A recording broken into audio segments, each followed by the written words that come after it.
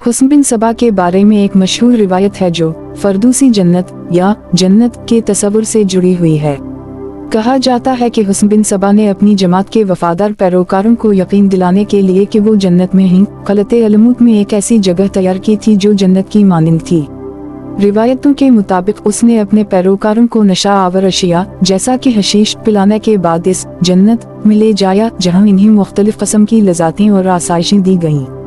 इस तजर्बे के बाद जब उनके नशे का असर ख़त्म हुआ तो इन्हें यकीन दिलाया गया कि वो वाकई जन्नत में थे और अगर वो हुस्न बिन सबा की इताअत करेंगे और उसके दुश्मनों को कत्ल करेंगे तो मरने के बाद इन्हें हमेशा के लिए यही जन्नत नसीब होगी। ये कहानी मग़रिबी और मुस्लिम दोनों ज़राए में मुख्तलिफ शक्लों में पेश की गई है और उसे बाज़ औक़ात हकीकत से ज़्यादा अफसानवी तस्वुर किया जाता है। ताहम ये हुस्न बिन सबा और इसकी जमात अल-हशाशिन की दहशत और पुरस्रायत के हवाले से मशहूर है। हुस्न बिन सबा के बारे में जन्नत की कहानी को न सिर्फ मग़रिबी सयाहों और मुअर्रिख़ीन ने बयान किया बल्कि मुस्लिम दुनिया में भी इसका तज़किरा पाया जाता है। इसके पैरोकारों को फ़िदायीन कहा जाता था और वो अपने रहनुमा के अहकामात पर जान देने के लिए तैयार होते थे। क़लअत अलमूत में जन्नत की इस तख्लीक़ को हुस्न बिन सबा की एक ज़हानत और हुकमत अमली के तौर पर भी देखा जाता है।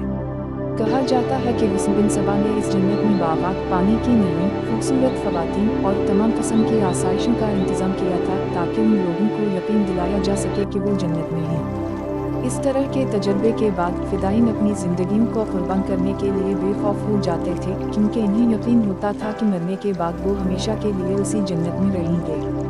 ये कहानी तारीख़ में मुख्तलिफ हवालों से बयान की गई है और अगरचे ये मुमकिन है कि हकीकत में इस किस्म की कोई जन्नत ना हो, लेकिन ये कहानी हुस्न बिन सबा और अल-हशाशिन की गैर मामूली क़ुव्वत और उनके दुश्मनों पर डाले गए खौफ की अक्कासी करती है।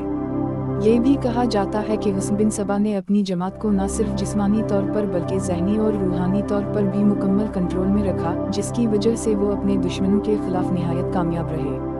उनके फ़िदायीन ने कई मशहूर शख्सियत को कत्ल किया जिनमें सल्जूक़ी वज़ीर निज़ाम उल मलिक भी शामिल थे और इसकी वजह से अल-हशाशिन की दहशत दूर दूर तक फैल गई। अगरचे हुस्न बिन सबा की मौत के बाद इसकी जमात का असर कम होने लगा, लेकिन इसके कायम की गई तहरीक और इससे वाबस्ता कहानियाँ कई सदियों तक जिंदा रहीं। ये कहानियाँ आज भी मुख्तलिफ किताबों, फिल्मों और दीगर मीडिया में सुनाई जाती हैं और हुस्न बिन सबा को तारीख़ के एक पेचीदा और पुरस्कार शख्सियत के तौर पर याद किया जाता है।